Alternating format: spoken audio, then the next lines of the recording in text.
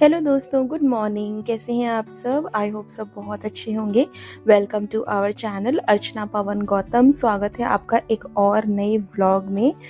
जानती हूँ बहुत दिन हो गए हैं, कई दिन से कोई वीडियो या व्लॉग में अपलोड नहीं कर पाई।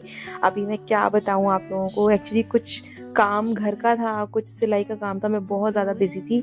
और ऐसा नहीं है कि रिकॉर्ड किया लेकिन एडिट करने का ना टाइम ही नहीं मिल रहा था मुझे, क्योंकि मैं रात तक इतना ज़्यादा थक जा रही थी। फिर सुबह फिर जल्दी उठना है, तो रात को देर रात तक भी एक दो बार कोशिश की कि एडिट करूँ, लेकिन वो पूरा हो ही नहीं पाया। तो इसलिए वो वीडियोज़ ना मैंने डिलीट कर दिए, क्योंकि बहुत दिनों के बाद व्लॉग डालने का कोई मतलब नहीं बनता है। तो कोई बात नहीं, मैंने सोचा फिर से एक नई शुरुआत करते हैं। तो सुबह का वक्त है, बेसिक काम जो थे घर के वो सारे ख़त्म हो चुके हैं, जैसे कि साफ़ सफाई, नाश्ता, नहाना वगैरह। तो यहाँ पे मैं आ गई हूँ पीछे, और कपड़े सुखाने थे। और आज मैंने पौधों में पानी डाला था, तो जब तक गमलों का सारा पानी अच्छे से ड्रेन नहीं हो जाता ना, वो टपकता ही रहता है गमलों से। तो बार बार ना वाइपर करना पड़ता है आंगन में। तो आप देखो, मैं बार बार वाइपर कर रही हूँ। साथ ही मैंने कपड़े सुखा दिए हैं, यहाँ पर कुछ और थे तो वो धुलने डाले। उसके बाद मैं आ गई अपना सिलाई का काम करने के लिए। तो यहाँ पर जो भी इम्पोर्टेंट काम था वो सारा मैंने कलेक्ट किया, जो अर्जेंट बेसिस पे देना था। और इस फैब्रिक से ना मुझे 2 कुर्ती रेडी करनी थी।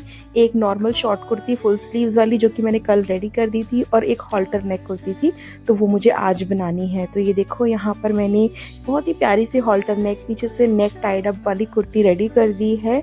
और फिर मुझे मार्केट भी जाना था कुछ काम के लिए, तो मार्केट गई फटाफट, वहाँ से वापस आई तो आते आते 1 बज गया।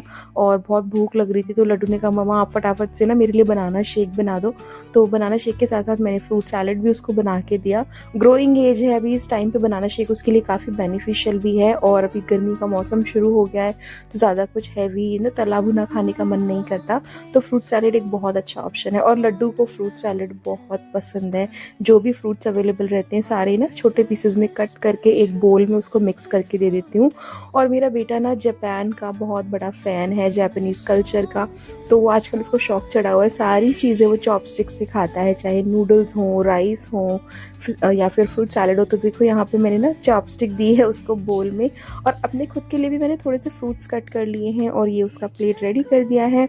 उसके बाद हम दोनों ने साथ में बैठ के थोड़ा सा ब्रेक लिया, टीवी देखा, और साथ ही साथ एंजॉय किया अपना लंच।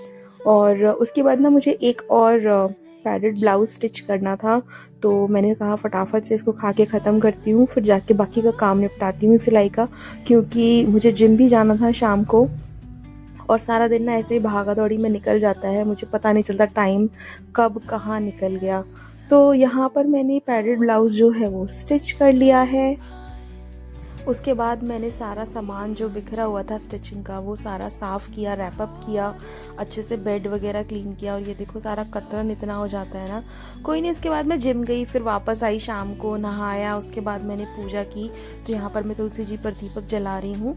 रोज़ शाम को नियम से मैं पूजा जब करती हूँ तो मंदिर में दिया जलाती हूँ, दरवाजे पर दिया जलाती हूँ, और तुलसी जी पर जब दिया जलता है तो मन को ना बड़ा ही सुकून और शांति मिलती है।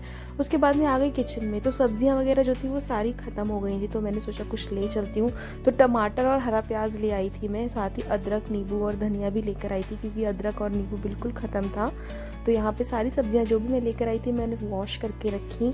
और फिर प्लान किया कि दाल चावल बनाऊंगी, लेकिन फिर रात में ज़्यादा चावल ना कोई खाता नहीं है मेरे घर में, लेकिन लड्डू को चावल खाने थे, तो मैंने सोचा थोड़े से दाल चावल बना लेती हूँ, सब्जी रोटी भी बनाऊंगी।